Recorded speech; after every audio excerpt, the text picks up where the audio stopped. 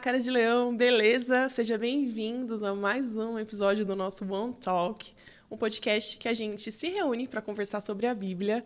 A gente, como Cara de Leão, que se você não sabe, é um grupo de jovens aqui da comunidade Aviva, está se reunindo todo mês para ler um livro específico da Bíblia, e o livro deste mês é 1 Coríntios. E a gente vai conversar bastante coisa aqui, tenho certeza que Deus vai falar muito com você, e eu espero por isso, então pega a sua Bíblia aí, abre 1 Coríntios e vamos estudar juntos. E para bater esse papo, a gente tem dois convidados muito especiais aqui que eu queria apresentar para vocês. Se você é da comunidade, você já conhece, mas se você está aqui assistindo pela primeira vez, você vai conhecer um pouquinho deles. Pastor Milton Arioso e Jaqueline Constantinov, sejam bem-vindos. Obrigado, Muito Thay. feliz de ter Obrigada. vocês aqui. Se apresentem, contem um pouquinho de quem vocês são. Bom, meu nome é Jaqueline, eu sou diaconina na comunidade Aviva, sou esposa do Daniel e mãe de dois Babies. o Christian, de 4 anos, e o Ian, que faz 5 meses agora. Um bebezinho ainda. Agora, dia 20 de maio. Tá com um pai nesse momento, graças a Deus, né? Que a gente tá aqui em oração para ele dar conta. Obrigado, Dani, Em nome pelo de apoio. Legal, sou o pastor Milton, pastor auxiliar aqui na comunidade, casado com a pastora Leda. Tenho um filho só, que é o Pedro, e atualmente faço graduação em psicologia. Um prazer estar aqui com vocês, Thay, Eliseu, todo o time do Cara de Leão. Muito obrigado pelo convite. Isso aí. Eu não me apresentei, né, para vocês. Eu sou a Thay, sou parte da liderança do Cara de Leão, trabalho aqui na comunidade também com o Ministério de Dança, liderando junto com a Jéssica, que esteve com a gente no podcast anterior. E sou casada com o Eliseu, que estava aqui também no podcast anterior. Sou mãe da Bisteca, mãe de pet. E é isso, esses somos nós hoje aqui. Seja muito bem-vindo, espero que você aproveite muito essa conversa. Bom, vamos lá, sem mais demoras, vamos falar sobre Coríntios. E aí eu queria pedir para o pastor Milton... gente, a gente tem sempre um pastor entre nós, porque a gente quer evitar as heresias, né? É importante. A gente sempre tem um ponto aqui de apoio nosso, na teologia, e a gente queria que você começasse, então, contando um pouquinho desse contexto de Coríntios. Quem escreveu, quem eram os coríntios, para que essa carta serve, e a gente vai desenrolando daqui. Legal. Vamos nos apoiar, então, para a gente evitar qualquer tipo de heresia. Mas para você que está nos assistindo ou nos ouvindo, o primeiro ponto que eu quero convidá-lo nesse encontro eu imagino que todos nós fizemos um isolamento, isolamos o 1 Coríntios das demais partes da Bíblia para nos dedicarmos a esse estudo.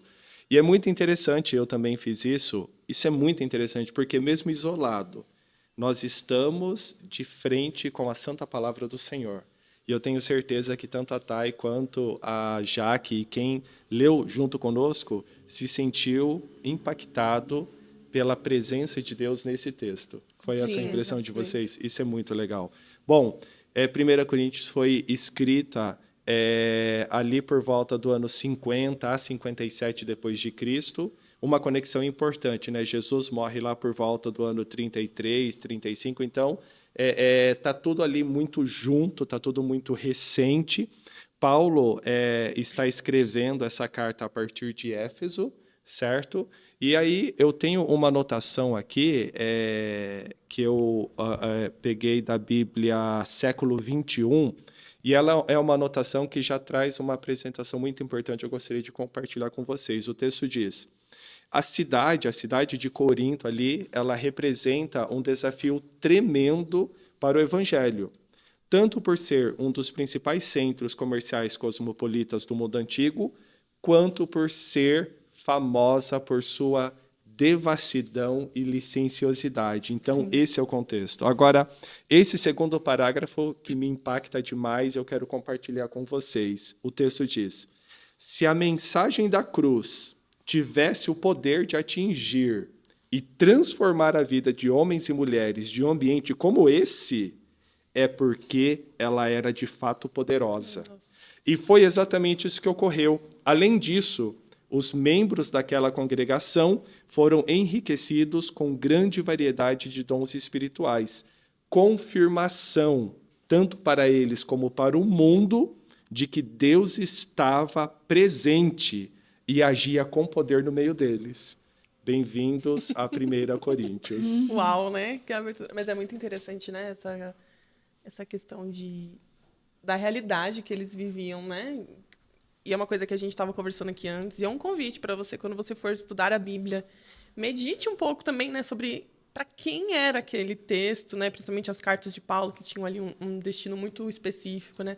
Como é que aquelas pessoas viviam aquela época? Qual era a cultura deles, né? Porque existem coisas muito específicas aqui na carta, que era aquela cultura e que algumas que a gente até consegue trazer para a nossa realidade, né? Mas essa questão de promiscuidade e de como eles levavam a vida ali, como o sexo era uma questão até religiosa, né, para eles, então, e como essas coisas se misturam todas com a igreja ali nascendo, né, porque era muito próxima Uma igreja jovem. Uma igreja muito jovem, que não tinha todas as coisas muito consolidadas, né? Então é muito interessante da gente falar um pouco sobre isso aí. Então, eu tenho uma coisa pode falar. para complementar. O Milton comentou que era uma cidade devassa. E é uma coisa muito interessante. É que as cidades vizinhas, até inimigas, muitas vezes, de Corinto, eles criaram um verbo chamado verdade, corintinizar. Esse verbo era assim, era para designar realmente a corruptibilidade deles. Você ficou tão Nossa. ruim que você corintiou. Então, você foi Politizou. corrompido. Foi corrompido. Tal era, assim, a devassidão mesmo, como era depravada a cidade, né? Pela prostituição, quantidade de ídolos, imoralidade, e como até, assim, esse ambiente acabou influenciando a própria igreja, né? Sim, muito. Então, Paulo era o fundador da igreja de Corinto. Mesmo assim, ele defendeu o apostolado dele por diversas vezes, né? Então, isso aí é muito muito interessante. Uma coisa mais interessante ainda é que Paulo não falou em nenhum momento: então, saia da igreja. Você está vendo que tem isso, um monte de coisas erradas. Mas ele não falou assim: saia da igreja. Não, ele deu instruções para correção. E muitas vezes a gente, em qualquer comunidade que você esteja, você vai ver coisas que às vezes você fala: isso aqui não condiz muito com a palavra, isso aqui não está muito legal, então eu vou sair da igreja. Não foi essa a orientação de Paulo. A orientação de Paulo era o de correção, né? E de disciplina, né? De disciplina, de buscar realmente isso. Porque também não era, tirando o capítulo 15, né? Não eram sobre questões centrais do evangelho, né? Precisa de ajuste. Pequenininhas, eram coisas do dia a dia das relações também, né? Eu lembrei de um negócio que a gente estava conversando de assimilação. Não sei se casa aqui, mas depois até você pode explicar melhor a parte teórica de lidar com um problema, assimilar aquele problema e superar aquele problema, né? Talvez é muito que a gente faz hoje em dia, a gente não assimila a questão que eu estou passando, né? Tipo, eu estou com um problema aqui, então, não vou mais olhar para ele, eu vou para cá então, né? Ao invés de encarar ele, superar ele e seguir em frente, né? Acho que se quiser explicar um pouquinho o que é isso. Explico sim, e eu quero me antecipar e pedir desculpa para você que está nos assistindo. Eu estou com uma tossinha muito ruim. Eu estou aqui também. Então, peço desculpas a vocês por isso. Mais cedo nós conversávamos sobre um conceito de Piaget sobre aprendizado que é assimilar. Então, eu estou de frente para um conhecimento, eu preciso assimilar ele. Assimilei, entendi. Agora, eu preciso acomodar esse sentimento, esse conhecimento novo dentro de mim.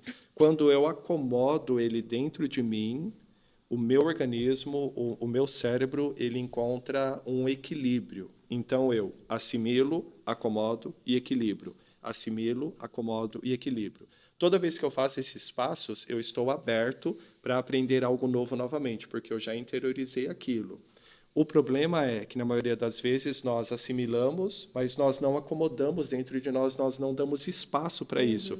E aqui já fica a dica para você que está nos assistindo sobre a palavra do Senhor. Eu ouvi aquela pregação, puxa, que pregação legal, falou comigo, mas eu não me acalmei para acomodar aquilo dentro de mim. Naturalmente, aquilo será excluído, porque se eu não acomodo, não fica em mim.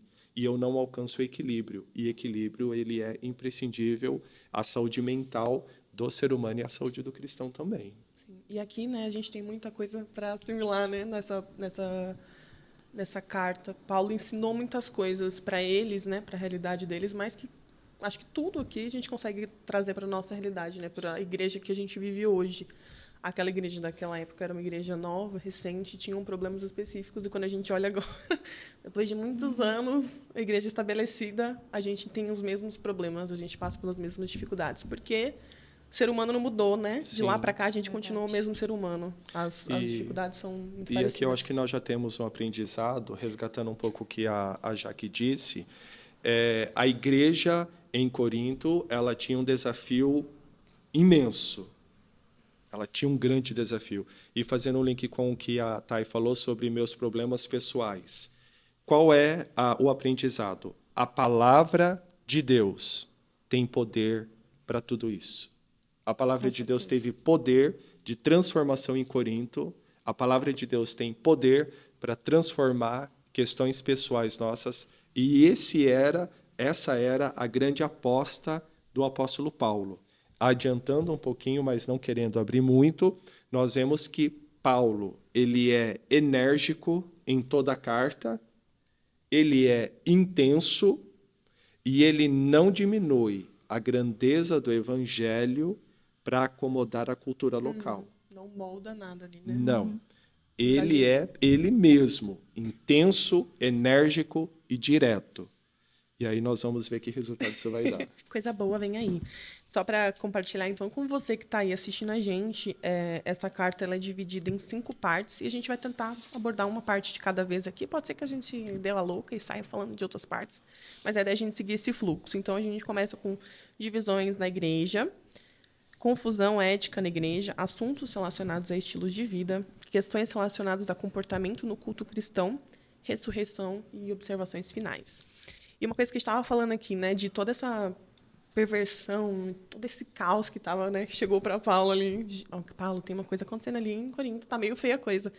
Ele começa a carta, a gente acha que ele vai dar uns chablau no cara. Ele não, de graça e paz, vocês são santos, né? Ele reafirma todas aquelas coisas que ele tinha pregado e ensinado para eles, né? Ele, tipo assim, ele coloca na mesa quem vocês são.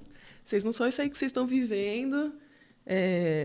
Eu reafirmo que vocês são santos, né? Ele fala santificados de Jesus Cristo, chamados para serem santos, juntamente com todos os que em parte invocam o nome do nosso Senhor Jesus. Então ele traz essa abertura muito, muito legal. Não sei o que vocês acharam dessa parte aí dessa primeira parte de divisão, porque ele fala bastante, né, dessas relações que estavam abaladas, né? Corinto, na leitura que a gente... Provavelmente vocês também viram isso. Me parece que já saltamos 10 minutos e a gente prometeu que a gente queria dar uma passagem geral por todo o livro, mas é muito inquietante essa proposta da Thay. E trazendo essa ideia do que ela comentou agora, eu sei que a Jaque vai comentar também, mas o capítulo 1, versículo 4, gente, Paulo está numa posição em Cristo que é um convite para você que nos assiste, para todos nós. Qual é a posição dele em Cristo frente a todos esses problemas que a igreja de Corinto está enfrentando? Ele diz, sempre dou graças a Deus por vocês, pela graça de Deus que foi dada em Cristo Jesus. Pois tudo vocês foram enriquecidos nele, em toda palavra e conhecimento, pelo testemunho. E olha o versículo 7, gente.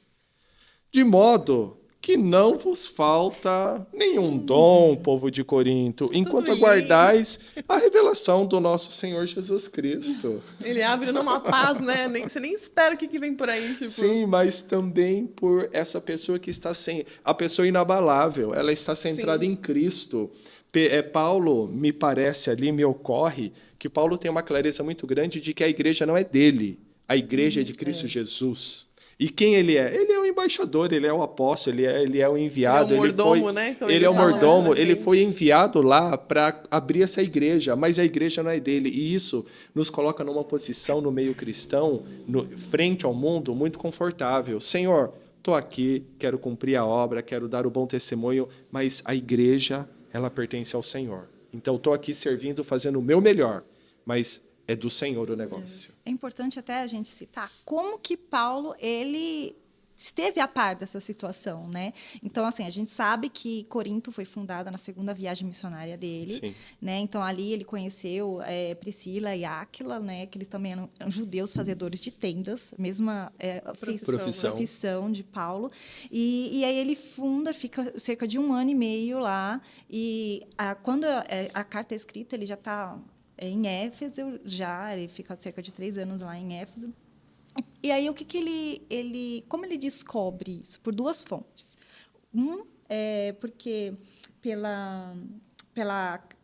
ele recebe informações pela casa da Chloe, né? Isso, informações exato. A matriarca Chloe, né?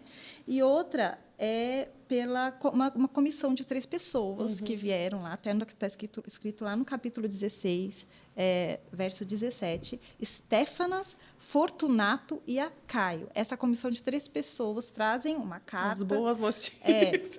Trazem uma carta com perguntas também, né, de Corinto, trazem oferta e essas notícias. Então, ele fica assim, quando veio de Chloe falando as informações, falando assim, tem divisão, e ainda os questionamentos pela carta, ele consegue ter essa percepção do que estava acontecendo lá. Porque as dúvidas que vieram, até é interessante que a carta inteira, na verdade, são respostas para essa carta. Então, ele vai... os assuntos ali é uma leitura inversa, né? Então, a partir das respostas, a gente sabe mais ou menos como eram as perguntas, né? Então, isso é muito importante a gente perceber. E um adendo. Como que a gente pronuncia, né? Eu tenho que falar isso. Fala. Que é 1 a Corinto. Né? Que é a primeira carta. Epístola. Diferente, por exemplo, de 1 Reis. Não é 1 Reis, 1 Crônicas. É 1 Reis. Primeiro livro. Porque é primeiro livro subentendido. Aqui são epístolas, então é primeira epístola, primeira carta. Então a gente fala 1 Corinto. Então, só esse uma curiosidade para você. Sabendo, né? Porque isso enriquece bastante muito. Na hora que a gente vai compartilhar. A gente fala o tempo todo, 1 Corinto. Legal. Posso avançar aqui? Claro. Porque eu quero pegar o gancho seu, a gente está no capítulo 1, e eu quero fazer um convite também para você que nos assiste, que o fato de estarmos nós 3 juntos aqui, mais o Eliseu e o Wesley, que estão para lá da câmera captando esse momento, não tem nada de ultra especial. Estamos entre amigos conversando sobre a palavra. Isso é totalmente possível a você que nos assiste. Puxa, queria tanto um negócio assim, junta você e mais uns irmãos. Vamos estudar Coríntios e depois vamos compartilhar o que você pensou, o que você achou. Isso é extremamente enriquecedor. O Espírito fala conosco e é totalmente possível. Porque às vezes a gente fica imaginando assim, irreal, né? Quando que isso vai acontecer na minha vida? Pode ser hoje mesmo. Só esse acréscimo que eu queria fazer. Nós estamos falando ali, o primeiro ponto vai ser as divisões. Que tipo de divisão nós estamos falando? Eu tenho uma anotação aqui que é divisões deploráveis, que estão cindindo a igreja em facções hostis. E eu gostei muito desses termos da século XXI. Facções hostis, ou seja, não há possibilidade de diálogo, não há possibilidade de comunicação, está dividido. E divisão é algo que não faz sentido dentro do reino de Deus. Então, esse é um problema grave, que eu sei que a Jaque vai querer fazer um acréscimo. Mas o que Paulo argumenta ali no versículo 18, isso é muito relevante. O versículo 18 diz, pois a palavra da cruz é insensatez para os que estão perecendo, mas para nós que estamos sendo salvos é o poder de Deus. A cruz é o poder de Deus. Gente, isso é poderoso demais, por quê? A igreja centrada em Cristo, ela fala da cruz. O cristão que tem consciência da sua salvação, a salvação é em Cristo Jesus, ele vive em Cristo Jesus. Nós estamos assentados nas regiões celestes com Cristo. O que eu quero dizer com isso? Na verdade, o que Paulo está dizendo com isso? Eu sei que as visões são diferentes, que divergem, isso é natural, mas é a cruz que nos une. Sim. Gente, é a cruz que conecta todas as coisas. Só que nós estamos falando ali, o que nós sabemos, por exemplo?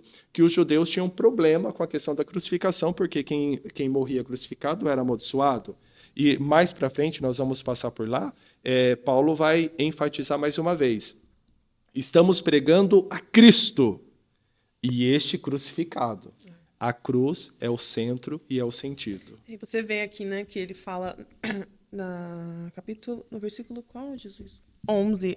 Ele fala, uns são que diz que eu sou de Paulo, eu sou de Apolo, eu sou de Pedro, ou ainda eu sou de Cristo, né? Muito com, eu não preciso de ninguém, eu vou só para Cristo, eu sou superior. E ele refuta isso também, né? Essas divisões, como ele vai falar um pouco mais para frente, que vocês são crianças, né? Vocês estão se dividindo em grupos porque Apolo fala melhor, é mais eloquente, porque Paulo, e a gente vê também aqui que Paulo estava sendo questionado, né? Não estava sendo levado a sério como um apóstolo, porque estavam se dividindo, né? Não queriam ser de Paulo, eu queria ser de Apolo, eu quero ser de Cristo, eu quero ser de outra pessoa, né? Não quero seguir a Paulo. E eu vi um comentário, acho que foi da Vida Nova, que fala que existiam alguns objetos daquela época que eles encontraram depois que tinham as escrituras atrás. Eu sou de Afrodite, né, daquela época, né, da cidade. Então, tinha toda essa questão de pertencer o corpo, né? Então, é como se eu todo sou de Paulo, ou eu todo sou de Cristo, eu todo sou de Apolo. Então, tudo que eu acredito vem de alguém. E aí ele rebate, a verdade não, vem de Cristo, vem da cruz, né? Eu acho isso muito interessante da gente pensar nessa divisão que acontece ainda hoje, né? Se a gente for algumas igrejas, algumas denominações vão muito para essa vertente também, né? E é um cuidado que a gente tem que ter de não se dividir como igreja, a gente tem que olhar para outra coisa, não são para as pessoas, né?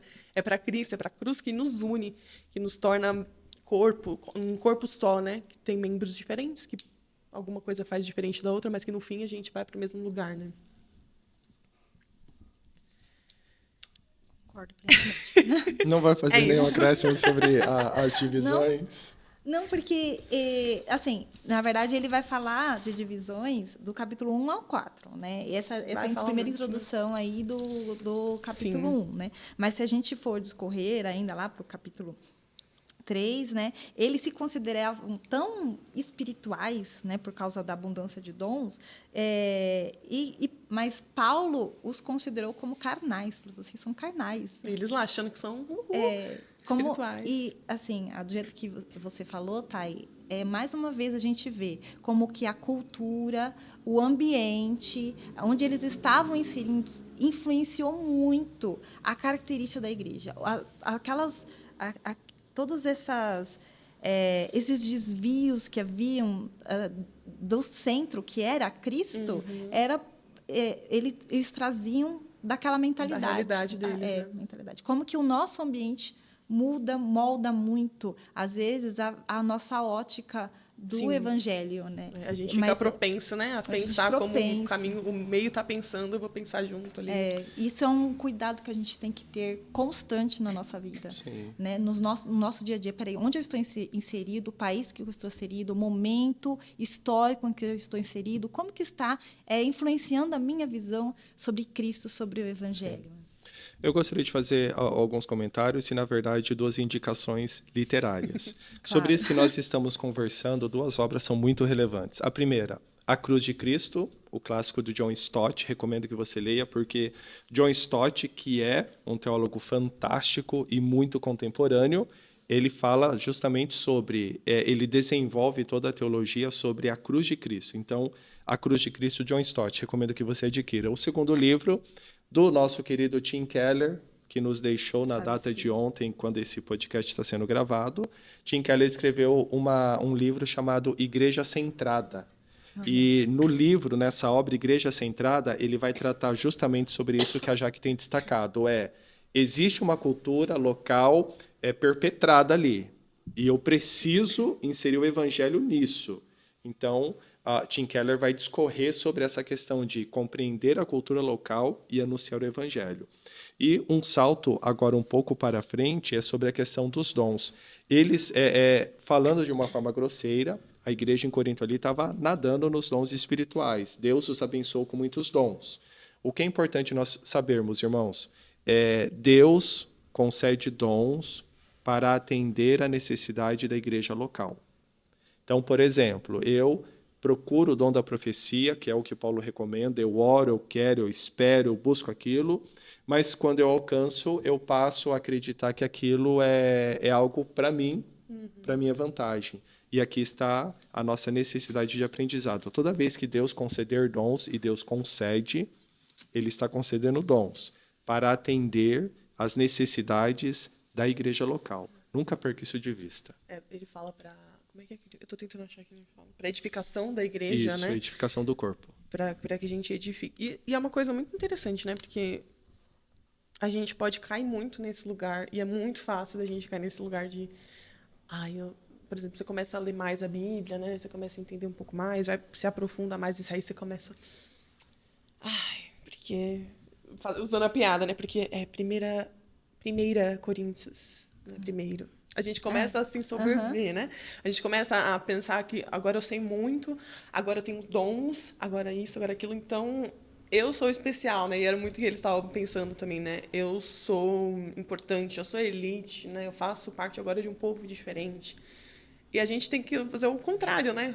À medida que a gente vai ampliando o nosso conhecimento, crescendo em Deus, a gente vai ajudando os outros, né? A gente vai trazendo os outros para esse caminho, para esse lugar que você está trilhando.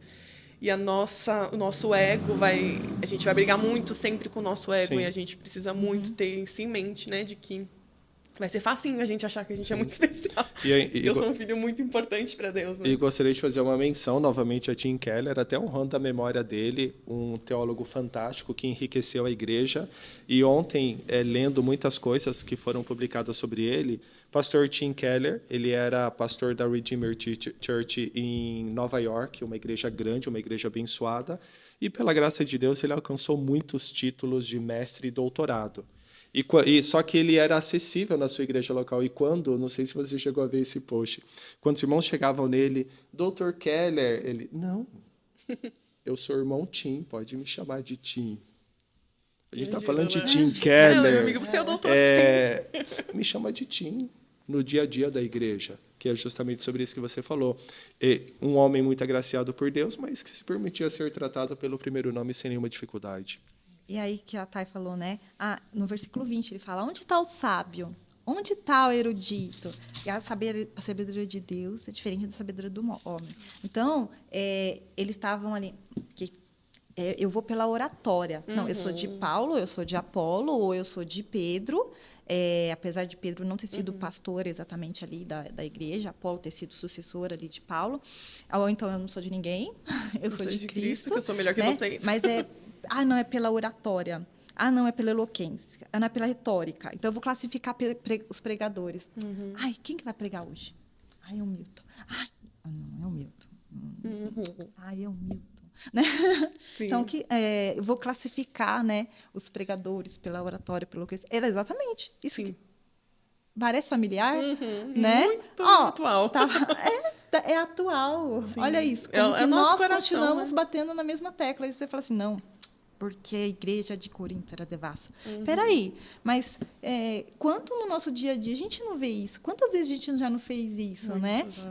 Então, ele está falando ali, Paulo, isso não tem valor nenhum diante de Deus, porque essa sabedoria nunca vai se chegar à sabedoria de Deus. Então, dizer que era de Paulo, de Apolo e de Pedro, ele estava se vangloriando em sabedoria humana. Que de nada vale para a gente. De nada vale. E ele até fala, né, que eu, quando preguei a vocês, eu não usei de oratória, eu não usei de artifícios, de coisas que eu sabia. Eu usei da palavra de Deus. E foi isso que vocês acreditaram. Foi nisso que vocês creram. E foi isso que transformou a vida de vocês. Então, não adianta... Não é vanglória. Não adianta eu ficar pensando na minha sabedoria, do que eu sei, de como eu falo. Porque não é isso que nos salva, né? O que vai salvar é a mensagem que a gente carrega, né? E que ele carregou e entregou para eles. Então, é muito louco, né? Como a sabedoria é louca, versículo 31. Aquele que se glorie-se no Senhor. E não em si mesmo, na vanglória, na eloquência. É muito louco como realmente, quanto mais a gente olha para as coisas de Deus, mais louco parece, né? Mais louco e irracional. Às vezes, como assim? Essa realidade aqui não... Isso aqui não bate com a vida natural, né? Que a gente vive. E aí a gente entende mesmo que é Deus. As coisas de Deus são diferentes mesmo das do mundo. E aí ele fala... Eu não sei onde é que ele fala. Então, se você aceita essa loucura, então você é salvo, né? Então, essa loucura agora não é loucura, para você é sabedoria. E para quem não aceita essa loucura, ela continua sendo loucura, né? Ela não vai te salvar, ela não vai restaurar, ela vai continuar sendo uma coisa sem sentido nenhum, que não se entende, não sabe para onde vai, não sabe para onde vem, continua sendo loucura. Isso me lembra muito João Calvino. Espero que a gente tenha uma série no futuro sobre avivalistas. Vou ficar muito grato por isso. E eu me lembro de João Calvino, era um homem que memorizava grandes porções das escrituras, ele memorizava. E ele ficava preparado, na hora que ele ia assumir o púlpito, o texto diz que tinham escadas, e cada degrau que ele ia subindo, ele ia declarando um versículo bíblico. E quando ele parava de frente à igreja, ele focava em falar da Bíblia, pregar a Bíblia e ser fiel à Bíblia. E pelo fato dele ter decorado muitos versículos, ele citava grandes porções da Bíblia enquanto pregava. E isso eu admiro demais porque o pregador, assim como eu creio que o ministro de louvor também, ele tem esse desafio de eu tenho tecnologia a meu favor, eu tenho várias possibilidades, mas eu preciso ser fiel a entregar aquilo que eu devo entregar ao povo, que é a palavra da salvação. Então, eu preciso ser muito cirúrgico na minha fala, para que eu não enverede por uma opinião minha que parece bonita, bem articulada, mas ela não tem poder de vida. O poder de vida, Pedro disse, tu tens palavra de vida eterna. Então, essa fidelidade na hora da entrega, que é a palavra do Senhor. Se nós falarmos, a palavra do Senhor está feito. Deus falará com a igreja, eu não tenho sombra de dúvidas sobre isso. É igual Paulo fala, né, para Timóteo, pregue a palavra. Pregue a palavra. Em tempo e fora de tempo. Pregue a palavra, não interessa o que vai acontecer. E acho que é uma coisa para a gente, como consumidor da palavra, né, como ouvintes, a gente se atentar também a isso, né, que às vezes a gente vê os pregadores na internet, nas redes sociais, que começam a viajar na maionese, falam de tudo, menos da palavra de Deus, né? Tem eu não vou citar nomes porque eu também nem saberia. Tem uma pessoa que prega, acho que é no TikTok, e ela, assim, não prega a palavra. Ela fala da vida, ela fala de muitas outras questões que se mascaram como se fosse uma pregação, mas você não vê Jesus, você não vê a palavra de Deus ali. Então, é um cuidado que a gente tem que tomar também, né? De quando a gente for consumir esse tipo de conteúdo, seja numa igreja ou seja em casa assistindo alguma coisa no YouTube, olha para isso, né? Tá falando de Jesus, tá falando de Deus, tá falando da mensagem, que é a mensagem que guia a nossa vida, né? É a mensagem da cruz que reúne todos os irmãos em uma só coisa, ou tá falando de vida, tá falando de exemplos de como os crentes de Bereia, tem que vai lá, examinar analisar nas com cuidado. escrituras se é exatamente assim que se diz. E a gente não examina, né? E se a gente der um salto, mas eu acho que a gente pode trabalhar com saltos e depois a gente tenta seguir a linha. A gente vai seguindo aqui. Você falou sobre essa questão,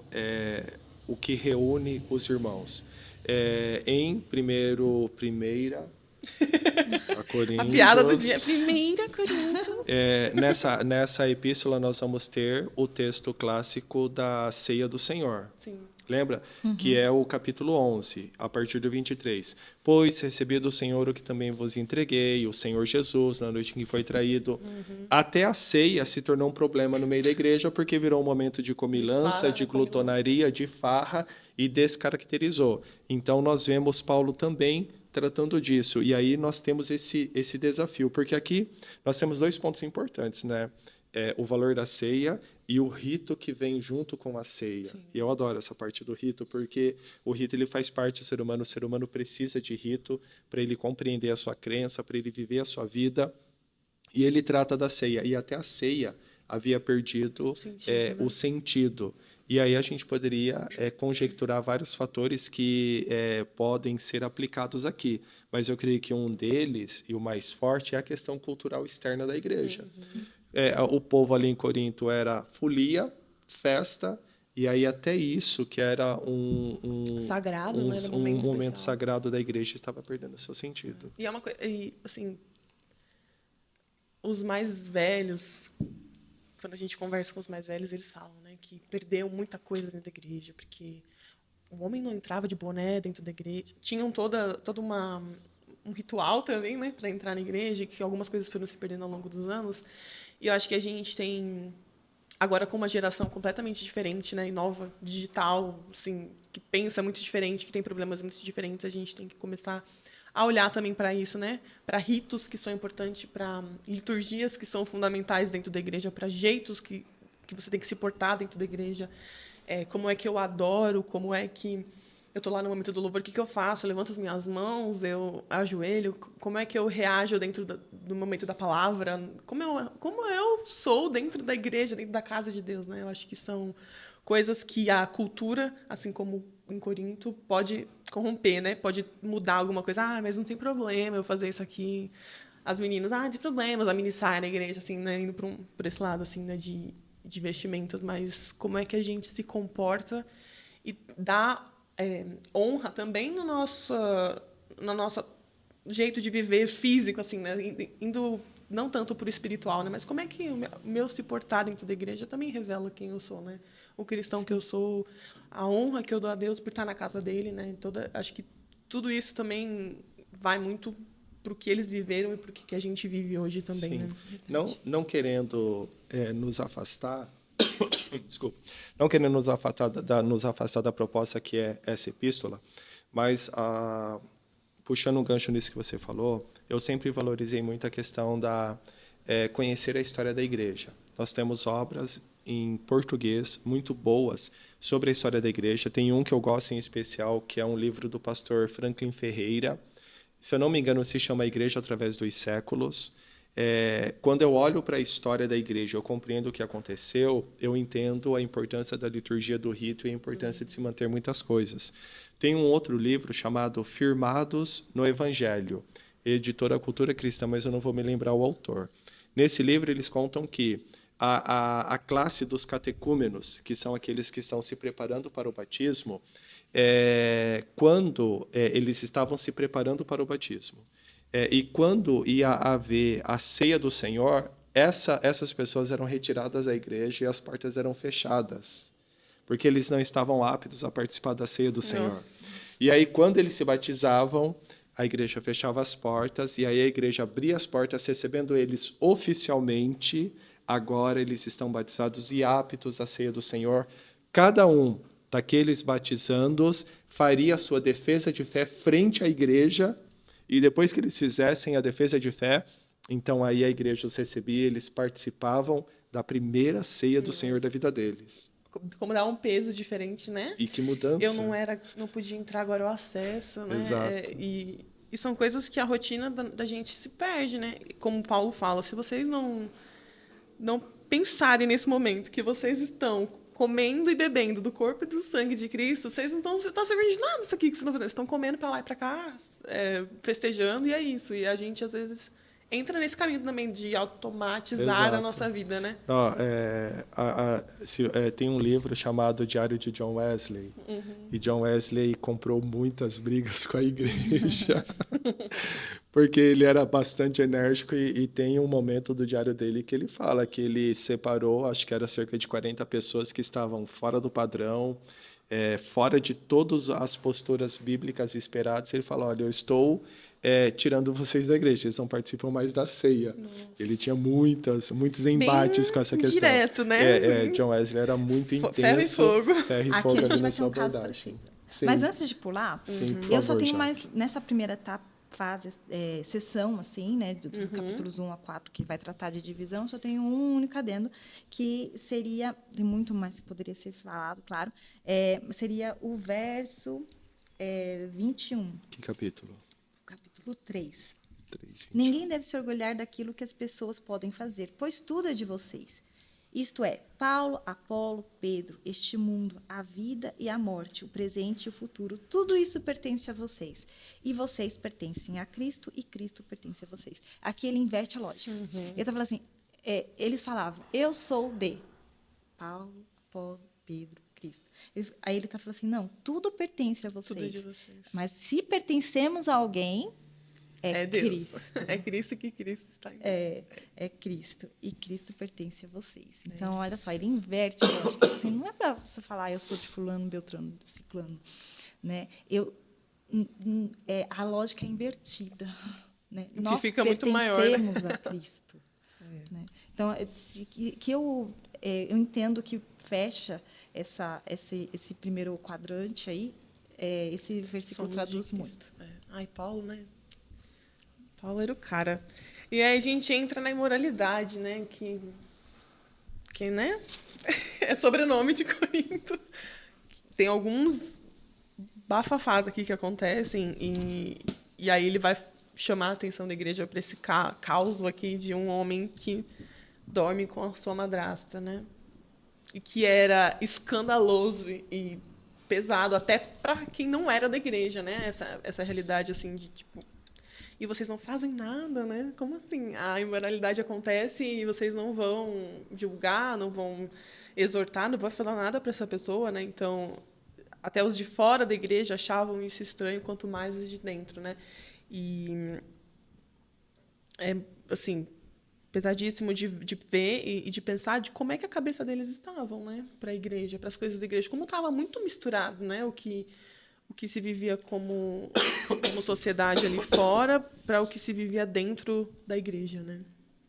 No versículo 1 do capítulo 5, então essa etapa aí sobre a imoralidade sexual é do 5 a 7, né?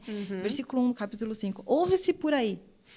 Já virou notícia. Escancarado. Todo mundo sabia. Então, que havia esse membro que ele dormia ele tinha intimidade com a mãe, quer dizer, com a madrasta, com a mulher do seu pai. Pesado. Assim, ali tem é uma coisa dúbia, né? Então é o pecado em si e a não correção. Então Paulo exorta sobre essas duas questões. E então já era assim algo aberto, de conhecimento público, algo que já estava escandaloso. E esse fato da igreja não fazer nada a respeito tinha um peso muito forte, né? Então todo pecado é uma transgressão da lei de Deus, mas tem alguns que são odiosos. Sim. Tem consequências assim agravantes e exigem tratamentos mais severos. Então Paulo ele exorta, fala assim, expulsem. Mas até antes de eu entrar nessa questão do expulsar, né? Porque não era simplesmente não manda vai para fora. Vai para fora. Não, era expulsar exatamente das festas que existiam de comunhão, né? Essa festa do ágape, que vai ser falada mais à frente também, né? Então, era nesse sentido, né? Então, ele condena a atitude da igreja, Paulo condena veementemente a atitude da igreja com relação a esse membro faltoso, e eles deveriam ter, na verdade, uma postura ao contrário, deveriam se lamentar. Eles deveriam se lamentar, ter quebrantamento e disciplina. Então, a expulsão ela era necessária para restaurar a honra, porque o fato de passava uma mensagem ali, né, de que tudo pode fazer aqui. Tá tudo bem, tá tudo bem. A gente vê, eu na minha vida cristã, eu já vivenciei isso, né, de ter um membro que ele cometia um pecado e era aberto, escancarado, todo mundo sabia. Só que eu falei assim, peraí, né? E aí parece que a igreja fica expectativa, mas pode? Pode ou não pode? Então eu posso fazer também, né? Tipo...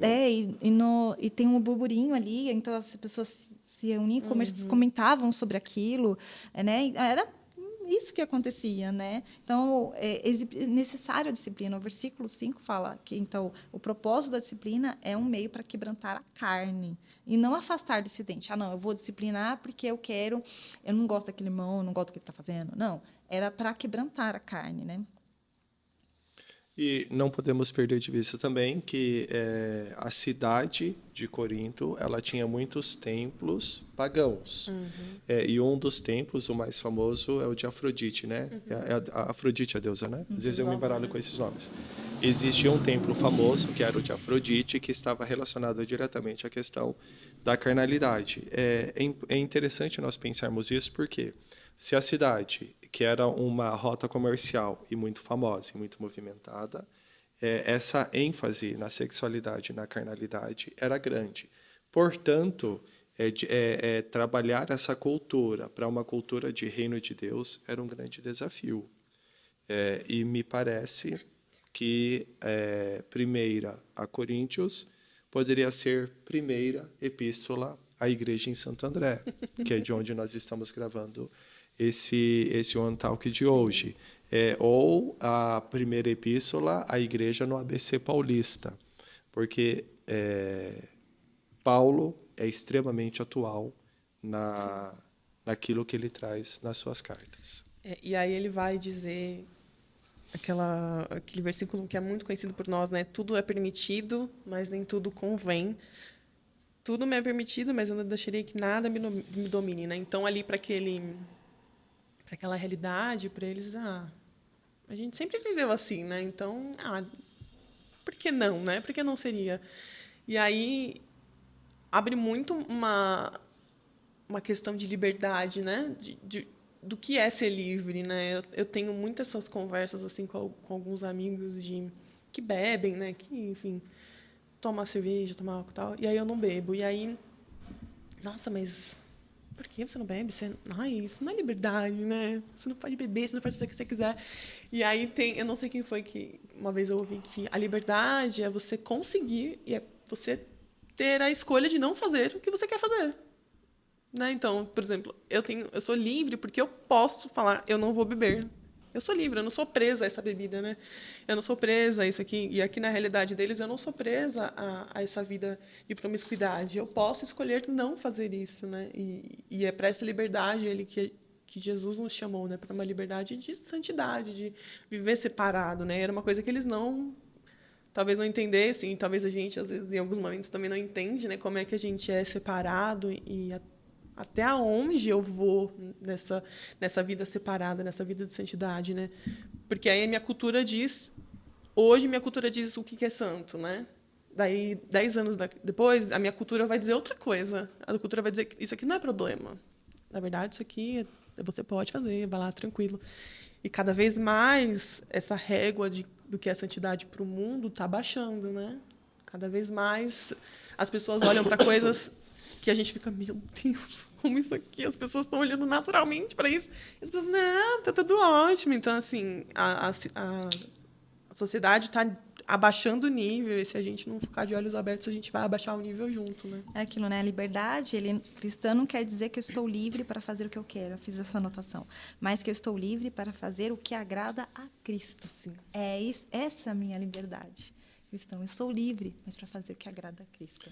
E aí a gente pode engatar o versículo que fala que céus e terra passarão, mas a palavra do Senhor não passará. É fato que a sociedade atual, como nós a temos hoje, ela vive uma proposta de mudança contínua. Leis são revogadas e leis são aprovadas e novas leis vão surgindo, e com isso vários movimentos focalizando em nichos da sociedade. Respeitamos isso, ok, mas precisamos compreender qual é a direção para o cristão, qual é a régua que consegue mensurar o certo e o errado. É a palavra do Senhor. É nela que nós nos movemos. Na verdade, o próprio Paulo vai dizer que nos movemos e existimos. É isso. No versículo 11, ele fala que o que eu digo é que vocês não devem ter nada a ver com ninguém que se diz irmão na fé, mas é imoral, ou avarento, ou adora ídolos, ou é bêbado, ou difamador, ou ladrão. Com gente assim, vocês não devem nem comer uma refeição. Aqui ele está citando exatamente essa festa que eu comentei, que é a festa do ágape, essa festa do amor. Uhum. Então, primeiro domingo, primeiro dia da semana, o domingo, eles sempre faziam essa confraternização junto com os irmãos, e era uma oportunidade para os irmãos até mais pobres terem uma refeição decente, né? Então eles traziam mais para frente. Vários problemas existem nessa festa, e nesse momento eles acabavam compartilhando sempre a ceia do Senhor. Então ele está falando assim, exclui dessa festa, dessa confraternização, não comam.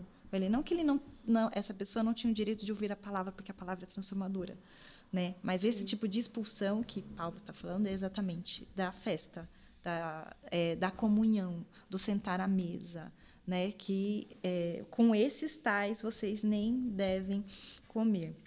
Ele fala em algum momento, que eu acho que não marquei, que é com quem vocês andam ali, tipo, se a pessoa formar, ela pode corromper tudo aquilo que se acredita, né? Versículo 6, né? Que vai corromper a nossa moral e vai levar a declamação. É isso. E aí ele fala ele fala essa frase 2 vezes em 1 Coríntios, que eu acho muito forte, que é no versículo 20, no capítulo 6. Vocês foram comprados por alto preço. E ele vai repetir isso 2 vezes. Muito aqui quando ele fala do corpo, né, das imoralidades sexuais, mas quando a gente abrange, fala sobre a nossa vida como um todo, e a gente coloca em contraponto as coisas que a gente vive, e quando a gente olha, você foi comprado por alto preço. Pesa muito, né, as nossas decisões e aquilo que a gente vai seguir na vida. Tipo, eu tô com uma dúvida, aí eu vou fazer o quê? Aí você se lembra, eu fui comprado por alto preço. Eu deveria fazer isso aqui que eu estou fazendo, eu deveria agir desse jeito. A morte de Cristo, do jeito que foi, a história da forma como foi escrita, me trouxe até aqui. E eu fui comprada por esse preço, né? O meu corpo é santuário, né? Que ele vai falar, né? Que de você se unir a uma prostituta, né? O que acontece com você quando você une o seu corpo a essa pessoa e reforça, você foi comprado por alto preço, né? Você é importante, não é que você é importante, né? Deus fez algo muito importante por você. Você não vai fazer isso agora, né? E acho que é uma questão também para a gente sempre trazer a nossa memória. Eu fui comprado por alto preço. Jesus fez algo impagável por mim. Ele foi lá, me pegou como se fosse um escravo. Estava lá, né, numa realidade de escravidão. Pegou as moedas lá, comprou esse escravo e libertou. E aí a gente, como ex-escravos, volta para a vida de escravidão, né? Volta lá para o porco limpo, volta de novo para a lama, né? Então, é algo que a gente me fez pensar muito sobre isso, de sempre retornar, sabe? Pro ponto principal, assim, eu fui comprado por alto preço e é isso que importa no fim das contas, né? E tem um versículo que a gente pode evocar sobre essa questão a satisfação daquilo que é para essa vida, que é capítulo 15, versículo 19, quando Paulo diz: se a nossa esperança em Cristo é apenas para essa vida, somos os mais dignos de compaixão entre todos os homens. Às vezes, se nós focarmos demais, isso é uma aplicação. Se focarmos demais essa vida, os prazeres dessa vida, aquilo que eu anseio, aquilo que eu tenho como expectativa, aquilo que eu alcancei e aquilo que eu evito, se eu foco demais nisso, eu acabo perdendo de vista a cruz de Cristo, que é o centro, é o meu norte, e perdendo isso, eu também já não consigo mais ter esperança no pós-vida, na vida para além dessa vida. Citando novamente Tim Keller, uma das suas últimas falas em vida para sua esposa foi: eu não vejo nenhuma desvantagem na minha partida. Estava muito certo, consciente, né? Muito consciente da graça que o esperava, do vencer, do guardar a fé. Isso precisa incomodar o nosso coração, mas, de certa forma, também nos convidar a essa vida para além dessa vida. Temos sonhos, temos expectativas, queremos ter realizações, isso é totalmente digno e respeitável. Mas o próprio Paulo nos ensina, isso não pode ser a nossa única esperança. É muito doido, né? Quando a gente se depara com essas pessoas que falam, né? O pastor Cláudio fala muito de um pastor que foi importante para ele, né? Que queria morrer, assim, eu quero ir pro céu, tá tudo bem, eu não vejo a hora de morrer, eu quero muito ir pro céu. E a gente fica assim, meu Deus. É o tio da pastora Flaviana que faleceu recentemente. Eu vou ficar assim, a gente, nem todo mundo tá nesse nível de tipo, eu quero ver Jesus, eu quero morrer, tanto faz dessa vida terrena. A gente ainda tá muito preso, né, às coisas da terra, assim. Não, eu quero comprar uma coisa antes, eu quero fazer tal coisa, eu quero ter isso, quero ter aquilo, antes de morrer, né? Eu falava assim, eu falei, Deus, não deixa eu morrer antes de casar, não, só pra ver como é. E a gente tá preso nessas coisas terrenas, né? E a gente precisa sempre relembrar disso, né? Poxa vida, tudo isso aqui não é nada, né? Na verdade, o que eu estou esperando é o que está por vir, né? Paulo, né? É a falou, eternidade. morrer é lucro, mas viver é Cristo. É louco demais, meu Deus. Isso tem um contexto bíblico, espiritual e também filosófico, né? Recentemente tivemos um luto de um irmão aqui na comunidade e daí, pensando sobre isso, eu escrevi uma frase. O dia do luto para a vida. Porque é interessante ir no velório e Para muito mesmo. importante. Porque é aquele todo mundo que vai no velório e não tem dia certo para morrer, né? A pessoa faleceu numa segunda-feira. Pessoas saíram da faculdade, pessoas saíram dos seus afazeres, saíram do seu trabalho, talvez até perderam o dia porque elas queriam ir ao velório, porque o dia do velório ele para a vida. E essa percepção de que a vida é breve, a própria palavra nos ensina isso, precisa nos chamar a atenção. Eu percebo que pessoas que tiveram essa graça, como o Tim Keller, como o tio da pastora Flaviana, que faleceu recentemente, que, olha, não tenho mais expectativa nessa vida, eu já estou esperando por vir. São pessoas que conseguiram construir esse sentido dentro do seu coração. Mas aí, para sermos práticos, né, senão esse One Talk vai acabar que nem o Rasgando Céus em 24 horas. Para ser prático, eu alcanço isso quando eu medito na palavra do Senhor. Quando a minha expectativa está direcionada a meditar na palavra do Senhor e entender e compreender e assimilar, eu tenho mais facilidade. Porque quanto mais eu me afasto da palavra do Senhor, mais eu me agarro às promessas dessa terra. Gente não é crente, não. Parafraseando André Valadão. Vocês vão fazer algum comentário do capítulo 7? Pode falar, vai falando aí, Por favor. que a gente vai. Capítulo 7, ele ainda continua sobre essa questão da imoralidade sexual, só que ele vai falar sobre problemas com o casamento, divórcio e novo casamento, né? Então, ele discute esses três grupos de crentes, né? Os cristãos solteiros, os cristãos casados com pessoas não salvas e os pais de moças em idades de casar, do versículo 25 ao 40. Então, mas de todas essas questões, eu acho muito interessante esse ponto, né? Que a gente tem que servir a Deus onde nós estamos. É esse que ele enfatiza. Que se você é escravo, não se incomode com isso. Como que Onésimo que fugiu, né? E depois foi lá Paulo intermediar a causa, né? Pedir clemência lá para o Senhor aceitar ele de volta.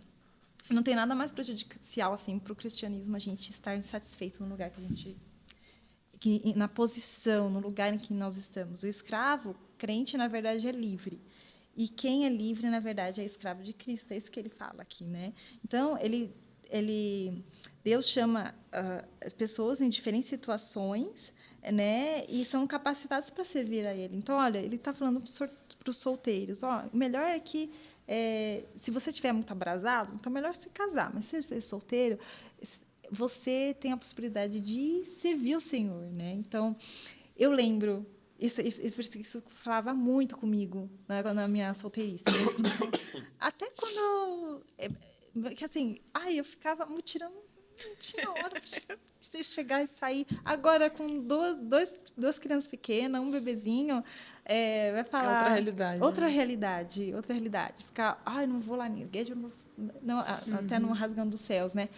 É luta sofrida.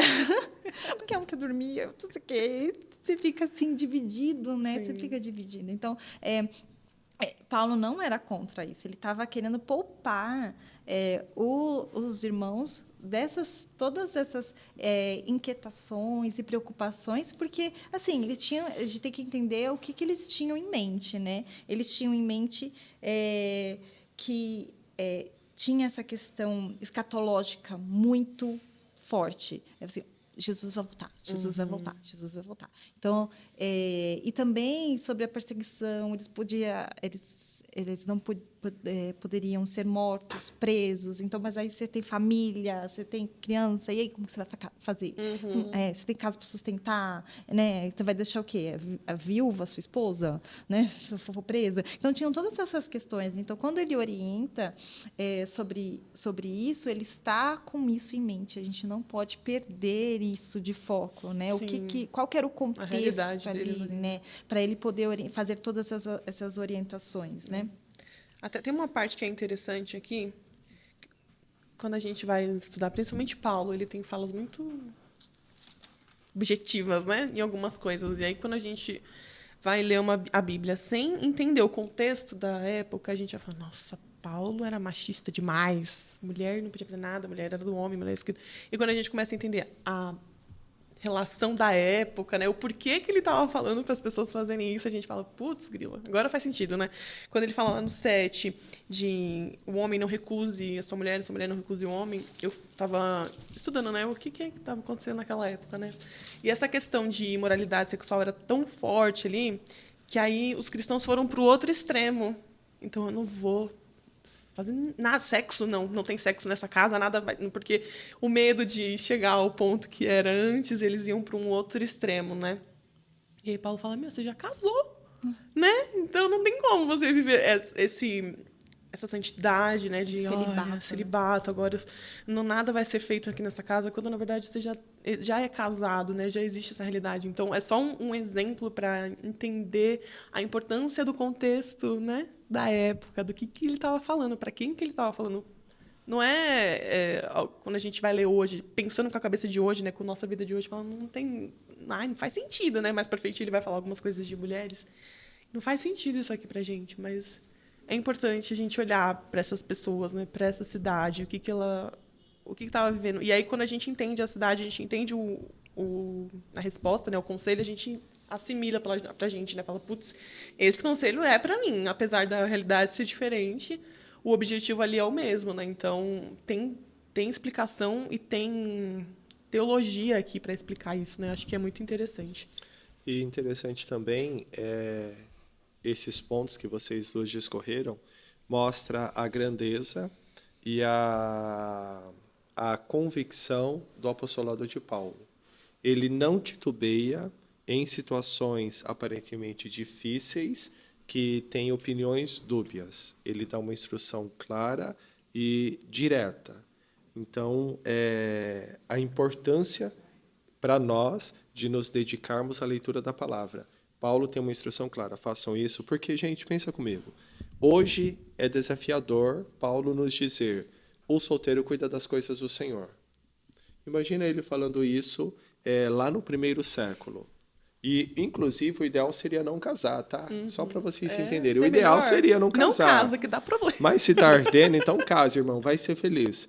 Mas instruções claras e que não era algo que os filósofos da época poderiam ensinar. Quem tinha esse ensino? Somente o apóstolo Paulo, somente a palavra do Senhor. Somente a igreja estava recebendo uma direção clara de como viver a vida sobre a terra. A loucura, né? Muito, muito incrível. Falar essas coisas eram loucura completamente, né? E aí a gente vai para o capítulo 8, que eu acho que dá para a gente falar já, a comida sacrificada aos ídolos. E eu estava assistindo uma EBD, na verdade, né? Que a gente é EBA. A gente é a Escola Bíblica de Avivamento, mas a galera toda é a Escola Bíblica Dominical. E do pastor Hernandes Dias Lopes. E ele fala dessa parte, né? E como é interessante essa relação aqui, né, da comida, mas da minha consciência, da minha liberdade baseada na consciência do meu irmão, né? Que é o que Paulo vai falar aqui. Você pode comer a carne, tudo bem. Mas se alguém vê que você está comendo a carne, que você sabe que essa carne é sacrificada, e a pessoa está vendo, por que comer? A pessoa um pouco mais fraca pode ver, achar que é normal.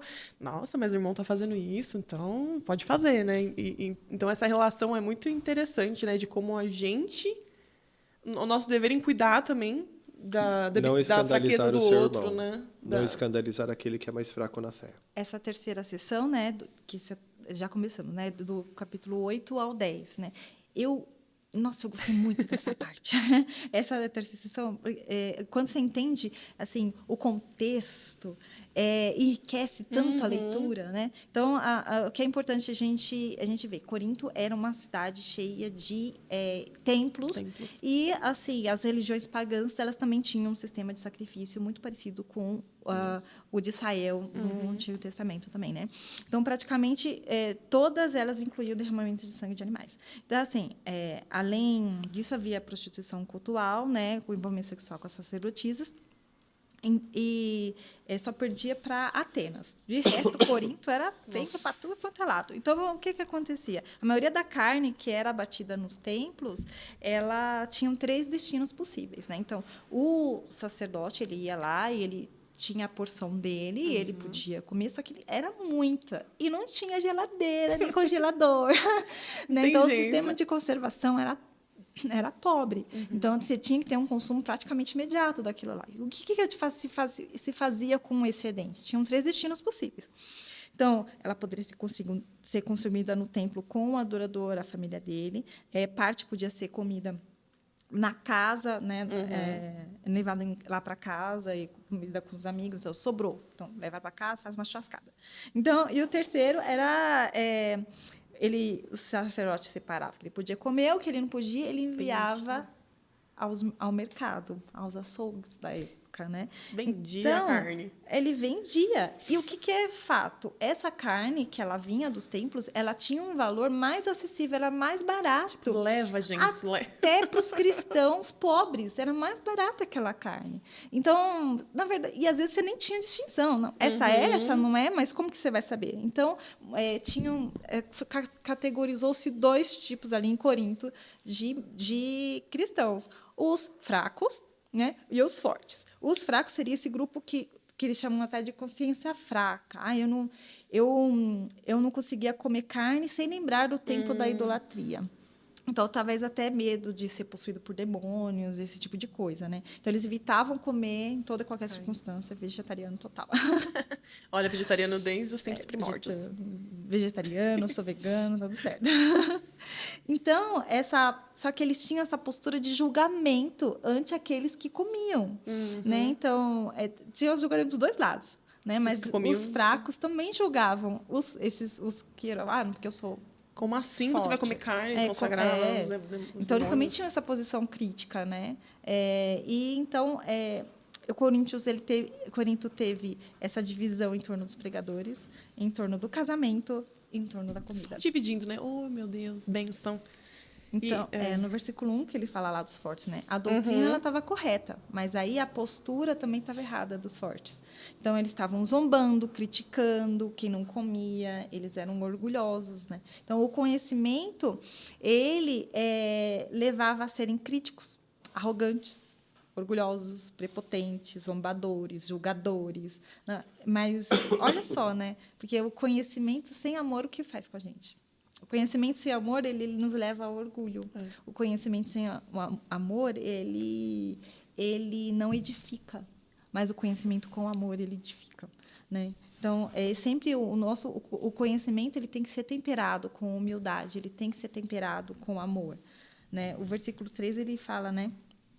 Então, ao invés de achar que conhece a Deus, então a gente tem que amar a Deus. Mais importante do que conhecer a Deus é Deus nos conhecer. Então, ele